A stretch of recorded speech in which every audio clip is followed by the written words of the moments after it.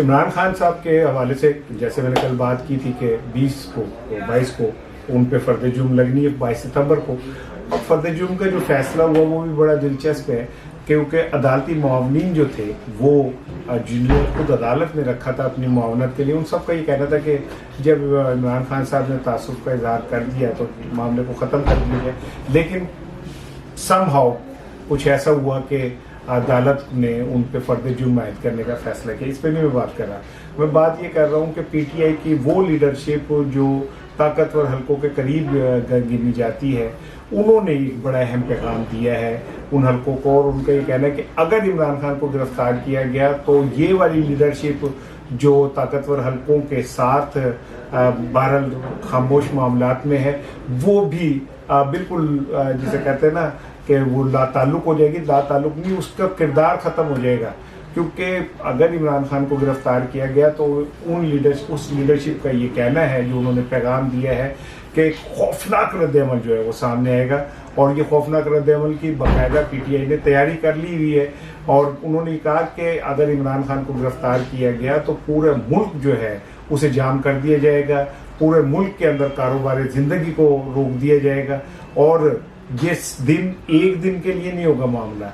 ये प्रोलॉन्ग कर जाएगा। अब इन हालात में जब पाकिस्तान की इकॉनमी वैसे ही तबाह हाल है, और इन हालात में कि जब सैलाब ने आके पाकिस्तान की मजीद इकॉनमी का बेड़ा गर्क कर दिया, अरबों डॉलर का कहते हैं कि 20 अरब डॉलर के करीब पाकिस्तान की इकॉनमी को धचका लगा है। इन हालात में अगर पाकिस्तान जाम हो जाता है और कारोबार ज़िंदगी रुक जाता है तो समझ लें कि पाकिस्तान का जो हाल होना है मुआशी तौर पे वो बहुत खौफनाक हो सकता है। पीटीआई ने बिल्कुल कैटेगोरिकली ये प्लान कर लिया है कि अगर इमरान खान को गिरफ्तार किया गया तो न सिर्फ ये कि पाकिस्तान की अहम तरीन शाहराहें जो हैं उन्हें बंद कर दिया जाएगा, बल्कि शहरों के अंदर भी कारोबार नहीं होने दिया जाएगा, और ये सिलसिला तब तक जारी रहेगा जब तक इमरान खान की रिहाई नहीं होती। यही वजह है कि जो ताकतवर हलके हैं वो, और उन हलकों के अंदर मौजूद वो हलके जो मामलात को फहमो इदराक से देख रहे हैं, वो उनका ये कहना है कि इमरान खान को गिरफ्तार ना किया जाए, क्योंकि अगर ये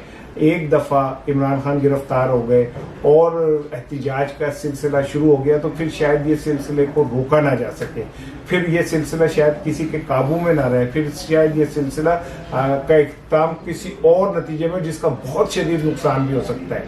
और ये नुकसान खाली मुआशी नहीं हो सकता, इसके कोई और भी बहुत से नुकसान सामने आ सकते हैं। यानी कि पाकिस्तान एक खौफनाक सिचुएशन में जा सकता है, जैसे जुल्फ़िकार अली भुट्टो को फांसी के बाद की सिचुएशन हुई या मोहतरमा बेनज़ीर भुट्टो के बाद हुई। इस तरह की एक पूरे मुल्क के अंदर कैफियत हो सकती है जो बड़ी ख़तरनाक हो सकती है मुल्क के लिए। इसलिए जो पीटीआई की क़यादत है वो बार बार ये मैसेज कर रही है कि इमरान खान की गिरफ्तारी जैसा खौफनाक इक़दाम या इंतहाई इक़दाम ना किया जाए, जबकि दूसरी जानिब ये कहा जा रहा है कि इमरान खान को शायद गिरफ्तार ना किया जाए, लेकिन उनके ऊपर इतने केसेस बना दिए जाएं कि वो कुछ और करने के काबिल ना रहें। अभी आने वाले दिनों में आप मज़ीद केसेस उन पर बनते देखेंगे, आप आने वाले दिनों में उनका मज़ीद जो है उनके गिर्द घेरा तंग होते देखेंगे। लेकिन इमरान खान